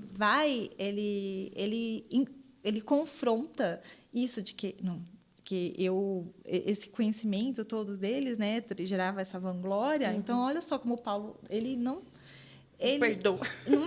Não deixa passar nada, né? Ele vai lá e ele é bem categórico e forte nas afirmações dele, né? E dá para se perceber que a teologia de Paulo está muito clara para ele. Sim. Novamente, nós percebemos aqui que foi o versículo que você utilizou, 8:3. Mas se alguém ama a Deus, esse é conhecido por ele. Paulo tem muita clareza e ele consegue fluir na teologia bíblica, na proposta dele. Paulo não está vendido em nenhum dos assuntos. Pecar contra o outro é pecar contra Cristo. Como cristãos temos liberdade, mas não de ser pedra de tropeço para os outros. Novamente aí falando da liberdade, né? Aquela máxima, né? A minha liberdade termina quando começa o limite do outro, né? Sim. É muito comum esse ditado assim, né? Mas olha só como Paulo está falando exatamente isso. A minha liberdade, ela só termina quando começa o limite do outro. E aí o limite do outro, você tem que estar atento para saber o limite do outro, né? Você precisa olhar para o outro para saber o limite dele. Acho que a carta toda, né, fala muito dessa unidade, né? De somos irmãos, cuidamos uns dos outros. Os outros, o outro é importante para mim, né? Ele vai falar na ceia, né, que ele vai falar um pouco de... Gente, vocês estão comendo aí... Não sei se a gente já falou disso, acho que não, né? Não, é nossa Estão se empanturrando de comer e não estão olhando para o outro que está passando necessidade, né? Aqui você tá ciente, com a sua consciência tranquila de que comer carne consagrada não é problema, mas você não está vendo que o outro está se escandalizando, né? E aí, trazendo para a nossa vida hoje, as coisas que a gente faz, muito consciente de que está tudo bem, mas e os outros que estão ao nosso redor, né? Vale a pena a gente fazer isso, né? E ele... Eu não sei se qual a parte que ele... Mas ele fala... Não é melhor você sofrer injustiça, né? Ao invés de eles levam os problemas, né, as questões deles lá para tribunal deles, né? Ao invés de eles resolverem entre eles, eles vão lá e expõem os problemas, mas é melhor você sofrer a injustiça do que você ter todo esse auê, não é melhor você sair como errado, né? Ao invés de você querer lutar pelo que é certo, pelo que você acredita, porque eu tenho razão. Aí depois de você lutar, você sai com a razão. Mas e o que sobra, né? Dessa discussão e dessa briga? Sobra tristeza, sobram corações partidos, né? Às vezes não é melhor você só aceitar. Tudo bem, você está certo. Que dentre os principais problemas da igreja em Corinto, esse é um deles. Os irmãos em Cristo arrastavam uns aos outros aos tribunais pagãos para que a diferença entre eles fosse acertada. Era um dos grandes problemas da igreja jovem em Corinto. Gente, ó, tá vendo? A gente tem barraco até em Corinto. A argumentação de Paulo é tão rica, né? eu fico encantada, né? Com a Ele é demais. Aí, chegando no capítulo 9, ele vai falar assim, olha, do mesmo jeito que a nossa liberdade, ela termina quando começa o limite do outro, olha só, eu também abri mão dos meus direitos, né? Quando você não... Às vezes parece que é um capítulo à parte, mas ele está ainda no capítulo 9 falando dessa comida sacrificada aos ídolos, né? Então, ele fala assim, no versículo até de 1 a 6, olha, Pedro e a sua esposa recebem ajuda financeira aí quando vai pregar, vai ministrar, vai ali, né? O versículo 7, o soldado, ele também não se sustenta assim mesmo, ele não vai comprar armamento, ele vai lá e monta o acampamento, ele não vai lá e faz... dá todo o suprimento de comida e de moradia. Não, ele recebe até o salário do governo.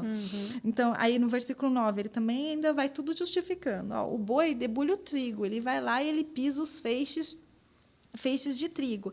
Então, mas se cai, eu não posso... A própria lei, né, em Deuteronômio fala que ele não podia colocar ali uma mordaça ali no boi, porque ele tinha o direito de comer o que se caísse, né? Então, olha, os sacerdotes, eles tinham direito à porção também, à oferta do altar.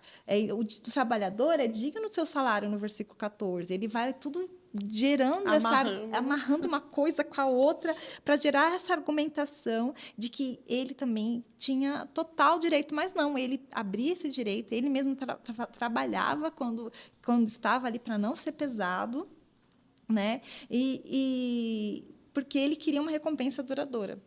Ele queria, até ele usa a analogia dos jogos, né? Os jogos istmicos, que era parecido com os Jogos Olímpicos, né? Sim. Então, acontecia ali perto de Corinto. Ele falou assim, olha, o atleta, ele vai lá, ele se poupa de coisas para poder ganhar uma coroa de folha de oliveira, né? Quanto mais a gente para uma coroa eterna, né? Então, ele vai lá e ele usa toda essa argumentação, olha, eu tinha direito a todas essas coisas, mas eu prefiro me abster desse direito, mas para ter o ganho de Cristo, o ganho para o Evangelho, o ganho para o reino, né? Então, da mesma forma, não, se você você tem que se privar de comer carne para não ofender o outro, Tá tudo bem, Tudo né? bem, né? O ganho é maior, o né? ganho é maior, né? Então ele gera toda uma argumentação, ele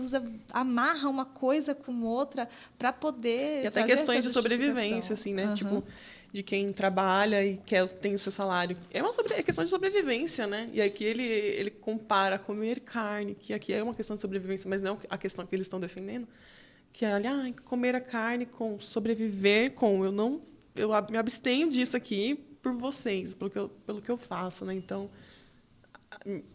deixo de lado a minha sobrevivência, as questões de sobrevivência por um ganho maior, né? Isso é incrível. Inclusive essa parte que ele fala dos corredores, né, dos atletas que correm para um alvo, né?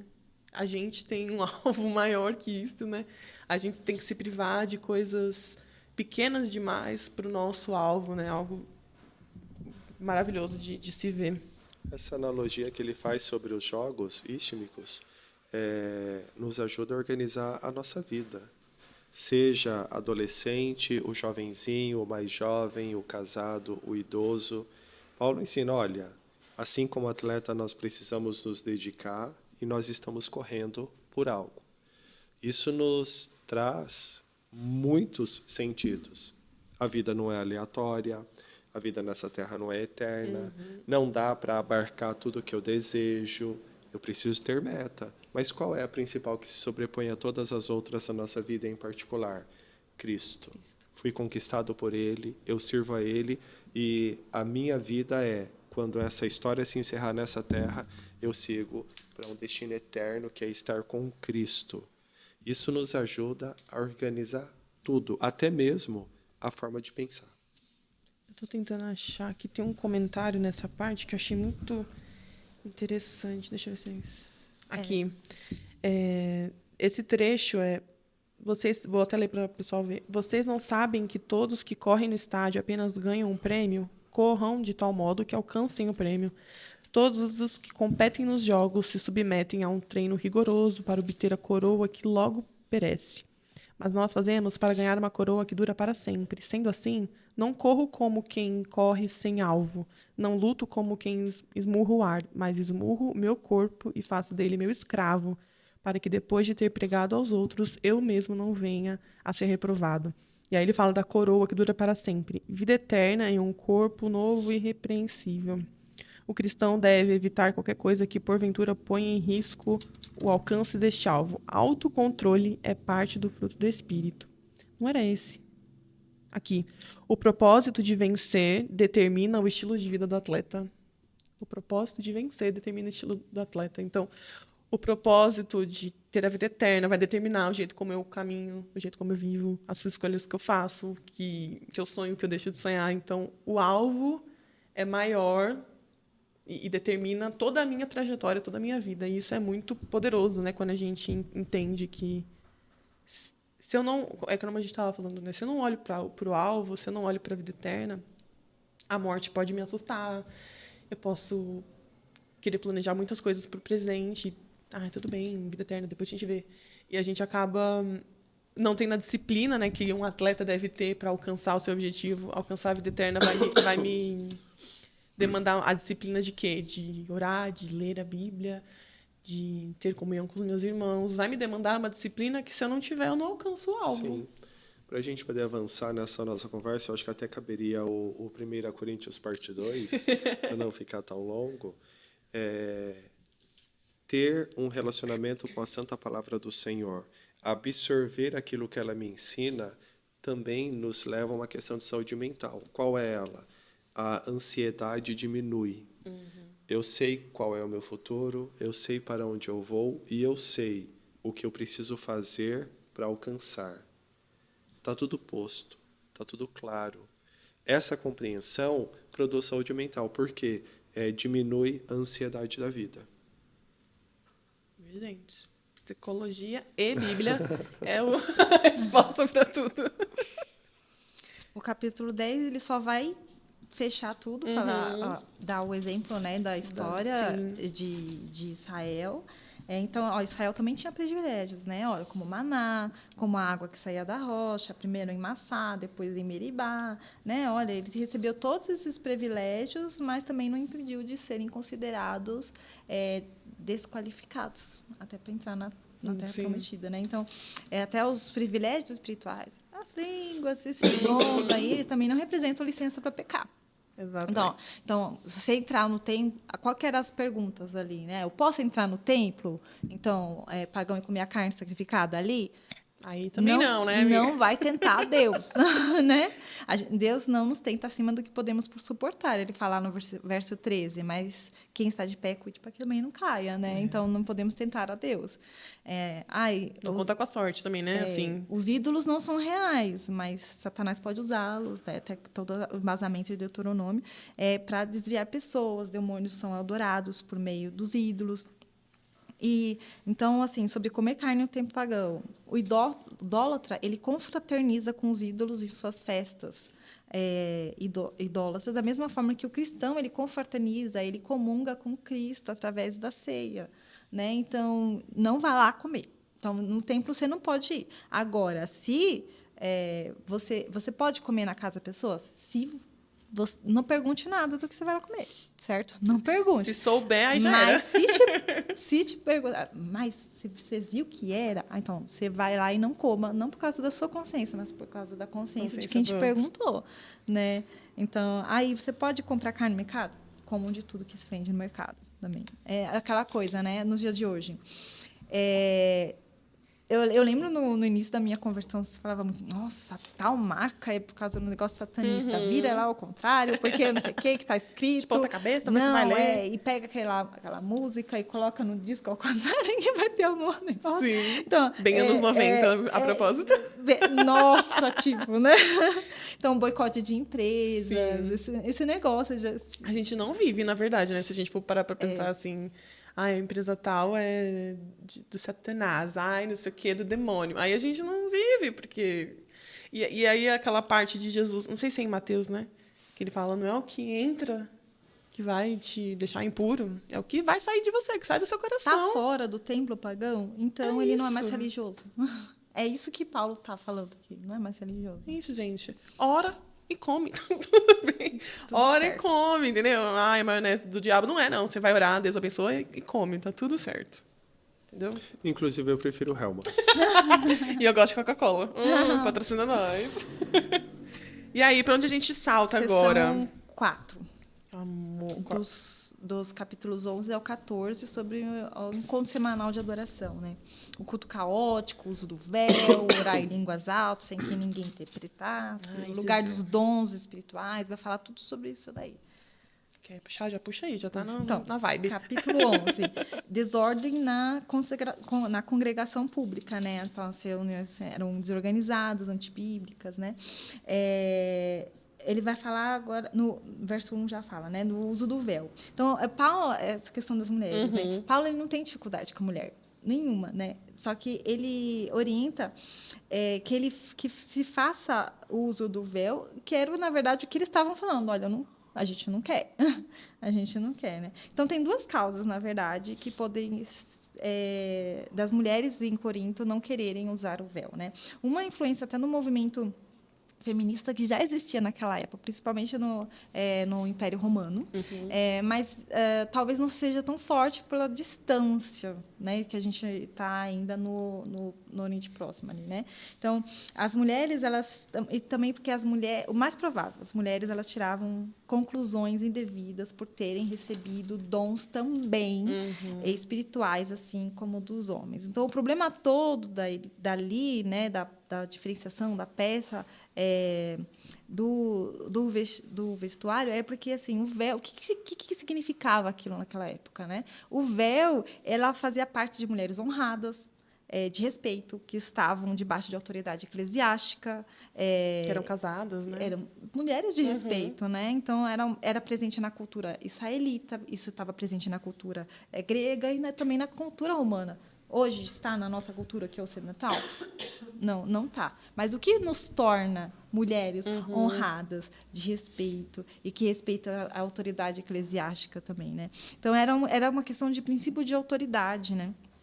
E ele vai argumentar sobre os dois princípios para dizer por que a mulher deveria usar véu na igreja. Eu acho, quando eu tive essa elucidação, ficou muito mais claro, né?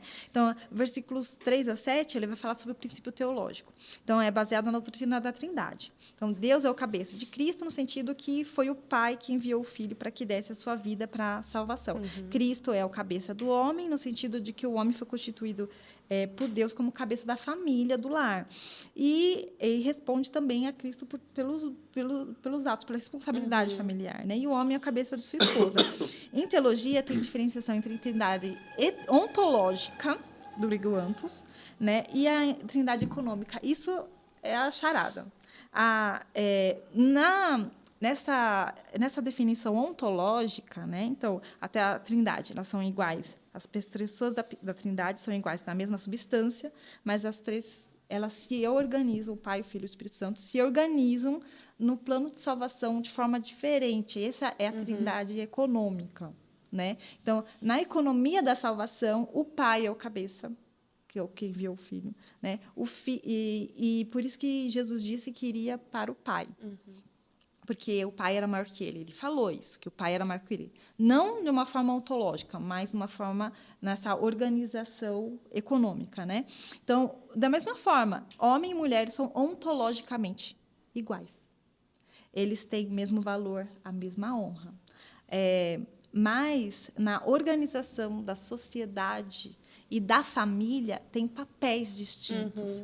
Né? A posição é complementar uma da outra. Né? Os papéis são complementares. Então, Corinto era uma cidade imoral, tinha prostitutas cultuais, as sacerdotisas do templo. Né? E até se diz até, né, que um sinal da mulher pecadora naquele contexto era o uso do cabelo curto, né? Então, esse princípio teológico, ele fundamenta assim de uma forma muito muito rica, né? Quando a gente entende isso, a gente fala, ele não está sendo machista aqui, né? E o segundo princípio, que é dos versos 8 a 12, ele vai falar sobre o princípio da criação. Na verdade, são 4 princípios, né? O princípio da criação, que o homem não foi feito da mulher, mas a mulher do homem. Então, ela tem um propósito. Não é bom que o homem esteja só. Ela foi criada com esse propósito. Né? O terceiro princípio é o princípio da natureza, que por costume de observação. Eu observo o meu contexto, observo o mundo que eu estou. Então, no mundo que eu estou, as mulheres de respeito se fazem assim. A mesma coisa. Vai lá cantar subir no púlpito de louvor de decote mini saia.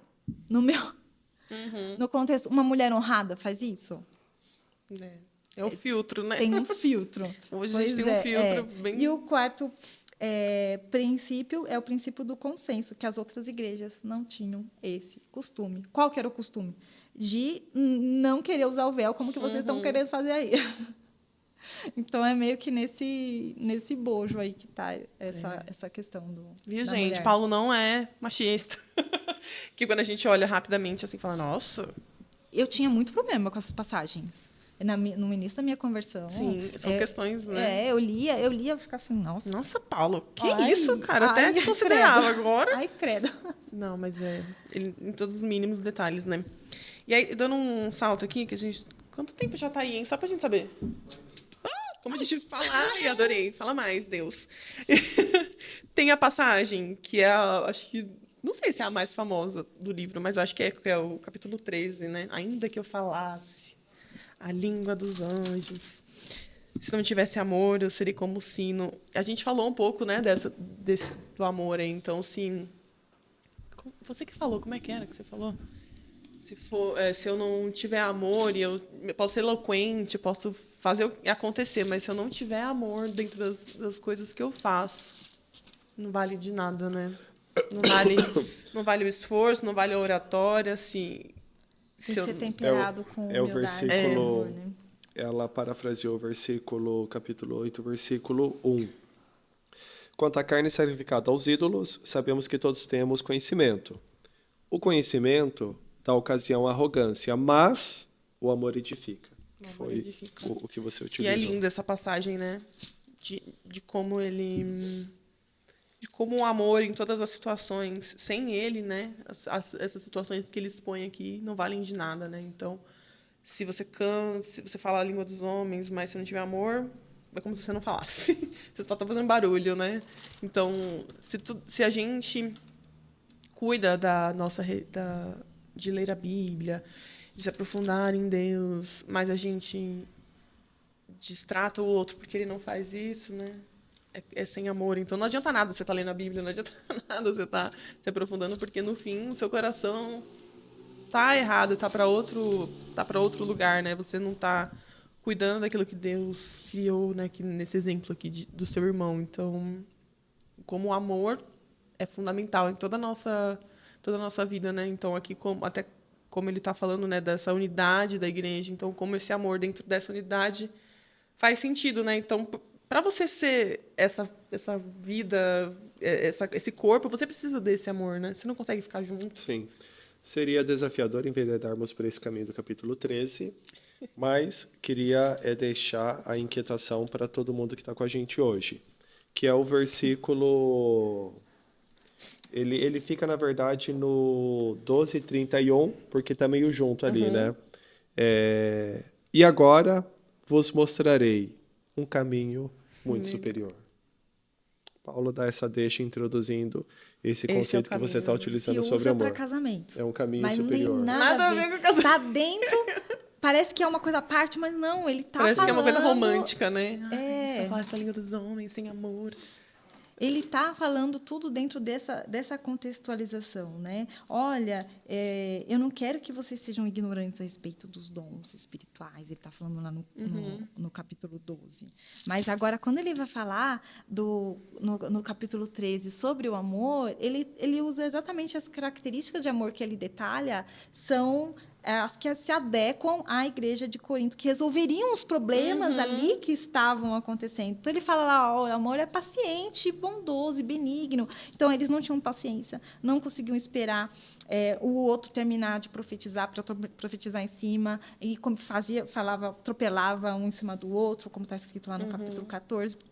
Eles precisavam de bondade para se tratar, porque estavam processando uns aos outros nos tribunais. O versículo 5, não há de ciúmes. Então, eles, querendo o lugar de proeminência, por causa dos dons, eles vangloriavam o dom de línguas e o dom de profecia antes dos outros, né?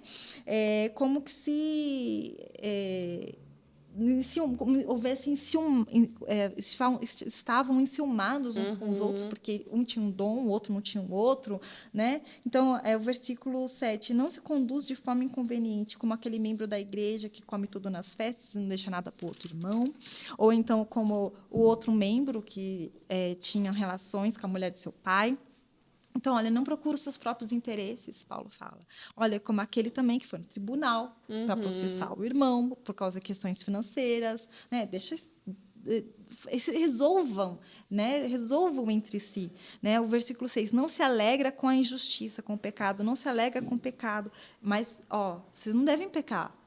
Vocês devem julgar o pecado, ele diz no capítulo 5, né? E ainda ele mete, né? No versículo 8, as línguas cessarão, colocando que assim, quando houver amor, as línguas cessarão. Ele coloca até as línguas que eles falavam, como que vangloriavam tanto o dom de línguas, colocando um lugar inferior, né? Isso que eles colocaram, davam tanta vanglória, tanta posição, né? Então, o capítulo 13, ele está amarrando tudo que ele falou até agora, na epístola inteira, né? Todos os problemas se resolvem no amor, né? Todos uma os evolução da problemas construção. se resolvem no amor. A gente vai falar sobre a ceia? Não, pulou. A ceia foi aonde, hein? Era o 11. Ficou para trás? Capítulo Podemos 11. falar, né? Acho que a gente falou um pouquinho, né? Mas vamos falar que eles, né, era uma festa, né? Que eles se reuniam ali, era um encontro. No dia do Senhor, né, que eles chamam, que era o domingo. E, basicamente, a galera passava... Gente se entupia de comer e outras pessoas ficavam sem nada, né? Sem alimento algum ali, provando que a divisão já estava bem estabelecida ali, né? existia bem uma divisão ali entre o pessoal da elite, o pessoal que tinha dinheiro, os mais pobres, e eles não se misturavam. Aí eu trouxe um monte de comida, vou comer esse negócio. Aí eu me empanturro e o outro passa fome. E até tem o que aconteceu que ele no decorrer do tempo, essa festa ela foi se apartando da ceia. Então, a festa do ágape, ela foi se apartando. Tanto é que, assim, no final do século II, então, a festa da fraternidade, ela foi separada. Ela continuou ainda no início da Idade Média, mas sempre com problemas. Então, até Agostinho, no século IV, ele faz uma série de reclamações a respeito dessa festa, do que ainda estava acontecendo. O Concílio de Laodiceia tentou resolver, mas não teve sucesso. Aí teve o Concílio de Cartago e Orleans, no século VII, que finalmente bateu a carteirada e falou assim, proibiu a festa do amor, a festa do ágape, inclusive ameaçou de excomunhão quem participasse ou promovesse essa Tamanha bagunça. Então, assim, era uma coisa boa, era uma coisa edificada, mas como que a corrupção do homem, ela acaba desvirtuando, né? Então, versículo 17, não para melhor, e sim para pior. Esta é a forma que todos os assuntos espirituais estavam operando, né? O que era para ser uma bênção tornava-se uma maldição se o seu coração não fosse correto, né? Então, ela falou assim, isso que vocês estão fazendo é tudo, menos a ceia do Senhor. Dois jeitos da gente ler, né? Então, você está fazendo de uma forma tão errada que é tudo menos a ceia do Senhor. Ou então, que isso não é na ceia que vocês estão se interessados. Se vocês estão interessados mais em comer e beber. É assim nos dias de hoje. Quantas vezes a gente vai à igreja e a gente não se interessa... Está preocupado em outra questão, né? Outra coisa. Sim, às vezes por uma reunião social, um convívio. Não porque eu vou levar alguma coisa, porque eu vou conversar, porque, né, tem outras coisas em jogo e a gente considera mais importantes do que até o estar ali adorando em Cristo com irmãos, exaltar a Deus de uma forma genuína e na unidade do corpo, né? A questão da rotina, né? Da perda da visão mesmo do que é, né, ser cristão e de qual a mensagem que a gente carrega, né? Sim. De se aproximar de Deus. E aí estamos nos aproximando também do final dessa carta, né? Então, agora a gente vai falar da ressurreição de Cristo, da questão de ressurreição para eles, né? Que era um problema ali, né? Que Paulo estava respondendo, de que muitos tinham essa dúvida, né? De que ninguém ressuscita, né? Na verdade, não se ressuscita. E aí Paulo, meio palhacinho aqui, né? Fala, bom, se ninguém ressuscita, e a nossa fé está baseada numa pessoa que ressuscitou, um Deus que ressuscitou, então a gente está acreditando no quê, né? Se, na verdade, não se ressuscita, ninguém ressuscita, corpos não ressuscitam. Então, como Jesus ressuscitou e vocês creram nisso, né? Como é que essa dualidade na cabeça deles ali fazia sentido, né? De duvidar de algo primordial ali na crença que eles tinham, né? Os gregos, eles não acreditavam na ressurreição. Então, olha novamente o contexto que eles estavam, como estava influenciando a igreja, a comunhão na igreja, né? Então, os gregos não acreditavam na ressurreição. E em Atenas, algumas pessoas elas riram da doutrina da ressurreição quando Paulo também pregou sobre ela. Lá está escrito em Atos, capítulo 17. Os filósofos gregos ensinavam que o corpo é a prisão da alma e que quanto antes a morte libertasse a alma, melhor seria para a pessoa. Então, os gregos eles tinham essa visão de que o corpo humano era um sinal de fraqueza, de maldade, e não concebiam um corpo que continuasse a existir depois da morte. Então, isso contaminou, inundou a igreja de Corinto, esse pensamento. Então, ele tem... parecia até absurdo, né? Peraí. Sim. Paulo ele tinha que defender a ressurreição. Que até eles já... então, línguas, profecia, né, o uso do véu, parecem coisas banais, triviais, assim, detalhes. Sim. Mas aí, de repente, vem com uma coisa tão pesada que é a ressurreição. Como assim que ele tem que falar? O versículo até que o Milton ele citou, eu seria o mais infeliz de todos os homens. Sim. Se a minha vida... Esse é um versículo que sempre me chamou muita atenção, né? E se a minha vida nessa terra se resumisse somente aqui, né? Então, eu seria o mais infeliz de todos os homens, né? Então, eu tenho que crer na ressurreição, porque Cristo ressuscitou. É Sim. isso que baseia a minha fé. E um ponto importante aqui parece, nesse momento, parece que aqueles que não criam na ressurreição eram praticamente os extraterrestres do contexto. Mas se a gente parar para pensar um pouco de fora, nós vamos perceber o quê? O ser humano ele tem tem dificuldade de acreditar em tudo aquilo que ele não pode tocar. Os dons estavam fluindo ali na igreja, mas era visível, vendo, sabia né? quem tinha o dom, quem não tinha e tal. E aí, quando entra nesse contexto de ressurreição, eles têm dificuldade de enveredar por esse caminho e aceitar isso. E aqui nós temos um desafio. Qual que é para a nossa vida prática? A necessidade que eu tenho de me envolver com a palavra e conhecê-la por inteiro. A palavra nos fala que nós ressuscitaremos, porque Cristo ressuscitou. É uma promessa. E entender e assimilar isso me leva a uma qualidade de vida cristã maior. O que eu não posso perder de vista é, no momento da pregação, no momento de apresentar o Evangelho, eu preciso apresentar o Evangelho completo. O Evangelho completo é a morte da carne, é eu me reconhecer pecador. Agora eu estou assentado com Cristo porque Ele é o meu Senhor e o meu Salvador, e um dia eu haverei de ressuscitar porque Ele voltará para buscar a sua igreja. Então, é um evangelho completo, é um evangelho que abarca o ser humano como um todo. Isso é muito importante, isso é relevante, isso é assunto para a igreja contemporânea. Não é só uma oração para curar a dor, não é só uma oração de Senhor, prospera a tua casa, mas é uma oração de entendimento de que Jesus vai voltar e a igreja haverá de ser levada com ele, e no fim de tudo nós ressuscitaremos com Cristo. É o evangelho completo. Ele até fala, né, no capítulo 15, lá no verso 31, no finalzinho, se os mortos não ressuscitam, comamos e bebamos, porque amanhã morreremos. Se não vai ter futuro, então o que sobra, né? Se a gente não tem essa visão para frente de que ressuscitaremos e viveremos com Cristo. E aí, o capítulo 16, a gente finaliza a carta com ele dando instruções sobre as ofertas, né, para os missionários ali, então, que a igreja recolha os seus valores ali que eles vão ofertar, né?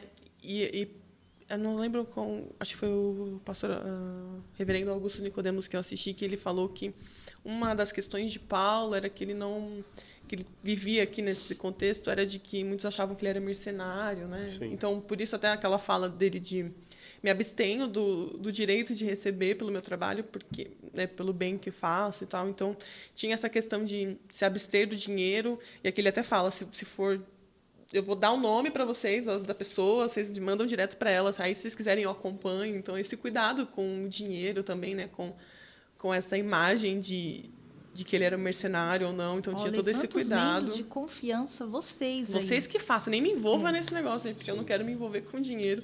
E desde sempre, né, dinheiro sendo uma questão importante ali entre os ministros da palavra, né? Hoje a gente, infelizmente, vê muitos casos, né, de problemas com o dinheiro e como que ele cuidadoso, né, até nisso, de vai lá com a galera que você sabe que é do bem, que vocês reconhecem que são responsáveis, e leva o dinheiro lá e abençoa os ministros, né? E esse cuidado também, acho que era muito, a gente vê muito nisso, né, dessas ofertas para manter esses missionários Sim. em campo, porque era mesmo a propagação ali do evangelho, né? Era o momento do mundo inteiro conhecer, então haviam custos, né? E a Sim. igreja mantinha esses custos. E isso dava uma posição para ele, de certa forma, até de liberdade, né? Por isso que ele podia ser desbocado. Ninguém me paga, ninguém está me mantendo, eu posso falar que então Deus mandar. Ele não ia pisar em ovos, ele não ia ter um monte de dedos ali para poder ter alguma atitude, alguma ação. Não, eu não recebo nada de vocês então eu posso falar. Inteligente a estratégia dele, né? E o que me chama a atenção no 16, que de fato é já o fechamento dessa carta, da primeira epístola, é o 16, 22. Porque, embora ele tenha tratado de tudo, ele ainda conclui com a esperança que ele tem. Ele diz o 22, se alguém não ama o Senhor, seja maldito. Vem, Senhor Jesus. que é algo muito importante para a igreja. E eu gostei muito da versão, que nem é tradução, a versão que a Bíblia, a Mensagem faz, do Eugene Peterson, para o Vem Senhor Jesus. Ele escreve como: Irmãos de Corinto, esperem a volta do Senhor. Isso é muito poderoso, porque isso também nos ajuda nesse argumento que eu construí durante a nossa conversa, que é o que norteia a nossa vida. O Senhor vai voltar. Ora vem, Senhor Jesus, Maranata. Isso precisa alcançar o nosso coração e nos levar a esse entendimento de que vamos correr a corrida, vamos vencer, vamos levar o prêmio, mas no meio desse caminho, o Senhor Jesus pode voltar e tudo muda. E isso precisa permear a esperança do nosso coração. Vem, Senhor Jesus. Parece até uma saudação que ele encerra no versículo 24, meio até aleatória, né? Mas agora, quando você está de olho em tudo desse contexto, tudo que ele escreveu, ele fala assim, e que o amor, novamente ele bate na tecla do amor, o amor esteja com todos vocês, pois estamos unidos.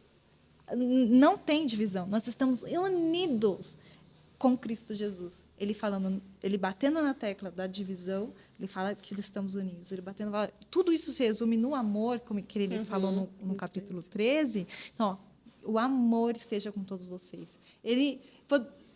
Antes eu lia... O amor, tá bom.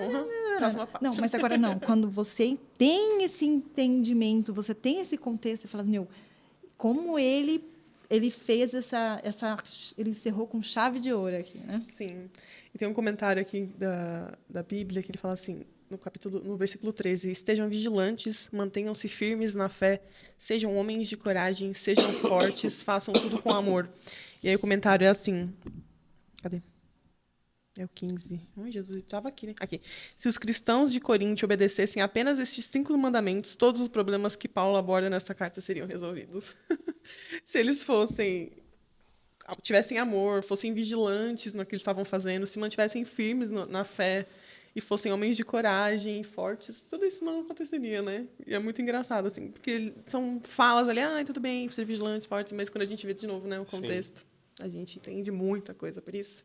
Estude a Bíblia, estude com os comentários bíblicos, vai lá na internet, pesquisa o que era Corinto, onde é que estava, o que estava acontecendo, se aprofunde na palavra de Deus para que ele fale com você. Que não tem como você ler e Deus não falar com você, e inclusive de formas diferentes na medida que você vai lendo, né?